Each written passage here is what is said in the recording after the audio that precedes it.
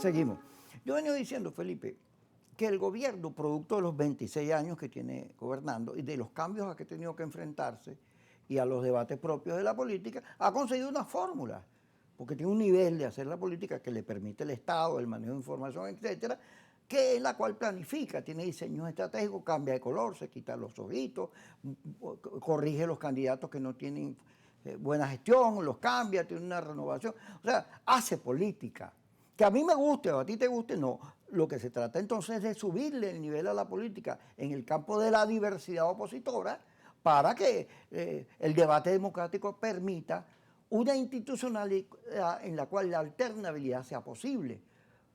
¿Cuándo es posible? Cuando en vez de amenazas hay política.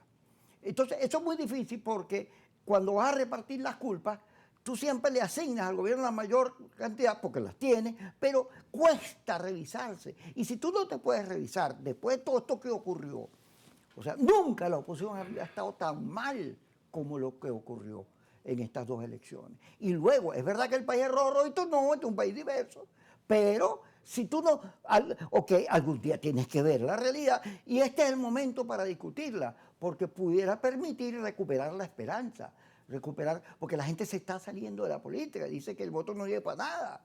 Entonces, ¿cómo haces tú para recuperar la fe de la gente en el discurso democrático? Bueno, con una honestidad en los debates. Tú sabes que para todo eso que tú estás diciendo, lo fundamental es poder recuperar lo que tiene que ver con las instituciones públicas, que las instituciones públicas funcionen como debe ser. Es evidente que en Venezuela las instituciones públicas están al servicio del gobierno.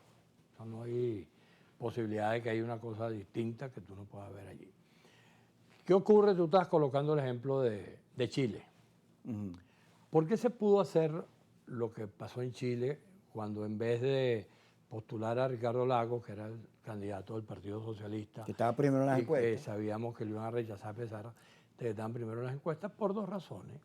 Una, que los personajes que estaban involucrados, que eran Lagos, Patricio, Eduardo Frei, se pusieron de acuerdo en un mecanismo alternativo y dijeron, bueno, el que tiene que ser es Patricio. Después todos los demás fueron presidentes de ese país. Y por otro lado, operó, producto ya sea de la relación con Patricio o producto de una decisión ya distinta, de que la administración se produjo el resultado y se produjo el reconocimiento del resultado y Patricio pasó a ser presidente y y Pinochet hizo las cosas que hizo, se fue posteriormente de Chile, se mantuvo todavía como senador, es decir, una negociación política. Entonces, ¿qué es lo que ocurre en este caso? La necesidad de abrir una negociación política pasa porque efectivamente haya la disposición de hacerlo sin seguir mirando por el retrovisor. Lo que pasó en este retrovisor, hay que dejarlo atrás si queremos construir lo que hay que construir. Que el gobierno le ha puesto la mano como nunca.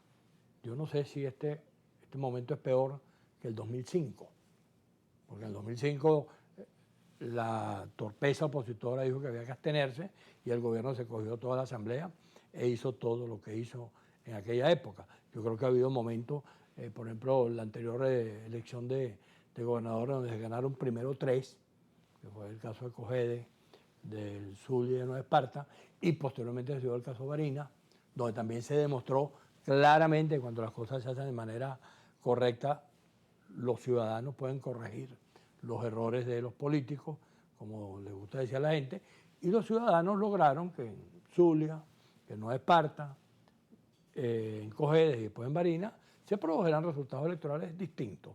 Y cuando se hace la sumatoria que comentamos, resulta que había una mayoría del país que está dispuesta a tener gobernadores distintos y los errores de la oposición lo impidió.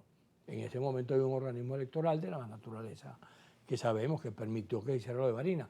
¿Tú crees que si, estando los dos miembros de la oposición que estaban allí, Enrique Márquez, el presidente del CNE, que no era del gobierno, pero estuvo en contra de lo que se pretendía hacer, y Picón, pudo haber repetido lo de Barinas? Lo de Barinas fue una iniciativa que surgió ante la decisión ante la posibilidad de que se desconociera el resultado. Inhabilitar a alguien después que había ganado. Porque si yo voy a inhabilitar a alguien, tiene que ser en el momento que se postula, no puede ser después que gane.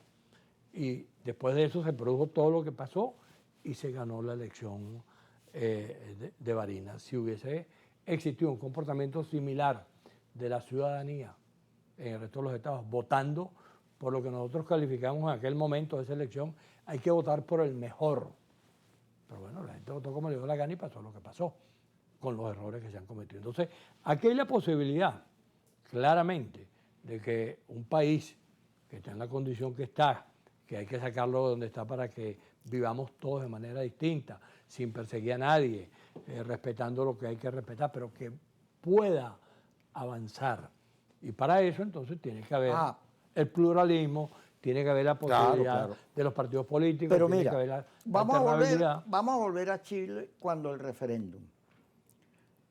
Hay una película, la película del No, que lo muestra. Claro. O sea, cuando arranca la campaña, los presos políticos, los muertos, los asesinatos, Pinochet desgraciado, todo lo que pasó ahí. Y llega el jefe del Partido Comunista, ¿cómo que se llamaba? No me acuerdo el nombre, ahorita, y dice, mira, un amigo publicista lo convence de que por ahí no es, y hacen una campaña, vuelve a la alegría. Y así ganan. Sí. En Venezuela, el discurso, un sector... Pero te faltó un cuento ahí. ¿Y cuál? Que es cómo se reconoce la victoria. Ah, sí, bueno, pero antes, espera. Y está pero el caso... échalo también. También, pero antes que ese cuento, el caso colombiano, 70 años de guerra, millones de muertos, desocupados, una tragedia, ¿no? Y comienza el país, no militante, no político, a exigir que se detuviera la guerra, porque eso ya no era negocio para los colombianos, para nadie, para desprestigiados, no, una economía sujeta a la droga, una cantidad, y el país entiende, conservadores, liberales, todo el mundo entiende que había que buscar una manera distinta y se dan los acuerdos de paz. Entonces, yo creo que aquí hay que hacer un discurso que en vez, que no es que deje los presos políticos, las libertades públicas aparte, sino que centre en el ciudadano y en su deseo de vivir bien el discurso. En Venezuela, en letras mayúsculas. Y en el caso chileno, te faltó ya el cuento que te faltaba. Que es que cuando se produce el resultado del referéndum, hasta las 7 de la noche todo el mundo supuestamente había ganado, no el no, sino había ganado el no. Y entonces resulta que le preguntan a un miembro de la Junta Militar, el general Ley, que era de la aviación, ¿y quién ganó? Bueno, yo creo que ganó el no. Y ahí se acabó la historia. Sí. Entonces, ¿qué es lo que ocurre? Hay de todo. Ahí... Tiene que lograr un discurso de la Fuerza Armada. No, y en ese momento no había ni siquiera candidato, sino que lo que había era la disposición a buscar una solución. Y vino un miembro de la Fuerza Armada, de la Junta de Gobierno, y dijo lo que dijo. Entonces, no solamente fue el problema de corregir, como en efecto se corrigió, de no andar con el cuento de los muertos y los torturados, sino hablar del Chile que viene, que en Venezuela hay que hablar de la Venezuela que viene y de lo que hay que hacer en Venezuela para reconstruir Venezuela. Pero, insisto, los que estemos en esa disposición, tenemos que entender que las correcciones son de lado y lado. Así es. Y hay que hacerlo necesariamente con la posibilidad de buscar los puntos de encuentro. Ojalá la asamblea que viene, sirva una vez que comience tú eres diputado. Diputado suplente. Pero al salir Falcón no entras tú. No, Falcón no ha salido. ¿Verdad que Falcón? Falcón no ganó la elección. Sí, está bien. Entonces... No vayas a serruchar a Falcón. Yo serruché a Falcón. Pregúntale a él cómo fue que quedó en la condición que quedó. No, bro. Gracias, Felipe. Te agradezco el programa y usted, muchas gracias por estar con nosotros a la 1 y a las 10 que otra vez.